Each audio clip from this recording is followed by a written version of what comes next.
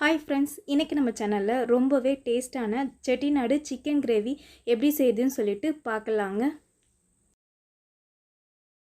First நம்ம மசாலாவை ready பண்ணிக்கலாங்க. 1 டீஸ்பூன் அளவுக்கு நான் தனியா சேர்த்துக்கிறேன், 1 டீஸ்பூன் சோம்பு, 1 டீஸ்பூன் மிளகு, 4 வரமிளகாய் எடுத்துருக்காங்க. நீங்கள் காரத்துக்கு ஏற்ற மாதிரி சேர்த்துக்குங்க. இது கூடவே 1 ஸ்டார் 1 ஜாவித்ரி சேர்த்துக்கலாம், 3 கிராம்பு, ஒரு சின்ன பீஸ் பட்டை, ஒரு ஏலக்காய் சேர்த்து ஒரு 2 நிமிஷத்துக்கு வறுத்துக்கலாங்க.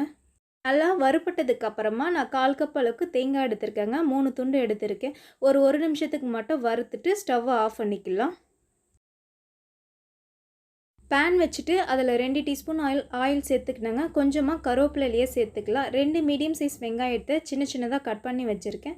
வெங்காயம் நல்லா வதங்கிறதுக்கு உப்பு சேர்த்து வெங்காயத்தை நல்லா வதக்கிக்கலாம். வெங்காயம் நல்லா வதங்கினதுக்கப்புறமா 1 டீஸ்பூன் அளவுக்கு இஞ்சி பூண்டு விழுது சேர்த்துக்கிறேங்க. அதோட பச்சை வாசனை போகிற அளவுக்கு வதக்கிக்கலாம். இது கூடவே 2 மீடியம் சைஸ் தக்காளியை மிக்ஸி ஜாரில் அரைச்சி வச்சுருக்கேன். தக்காளியோட பச்சை வாசனை போகிற அளவுக்கு ஒரு 5 நிமிஷம் நல்லா வதக்கிக்கலாம். வெங்காயமும் தக்காளியும் நல்லா வதங்கிடுச்சுங்க. இந்த ஸ்டேஜில் நான் 1/2 கிலோ அளவுக்கு சிக்கன் எடுத்திருக்கேன்.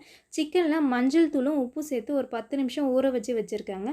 சிக்கனை ஒரு 5 நிமிஷத்துக்கு நல்லா வதக்கிக்கலாம்.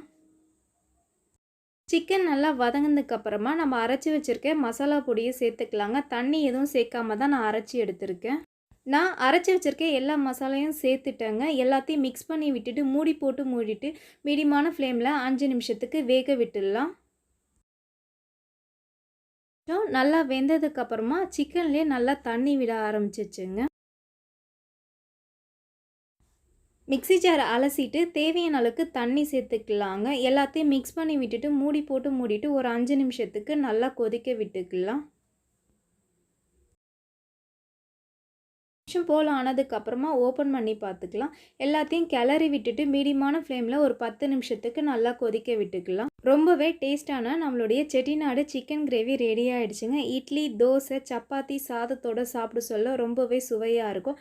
கண்டிப்பாக ட்ரை பண்ணி பாருங்கள். இந்த வீடியோ உங்களுக்கு பிடிச்சிருந்துன்னா என்னுடைய சேனலை சப்ஸ்கிரைப் பண்ணிக்க மறந்துடாதீங்க. தேங்க்யூ.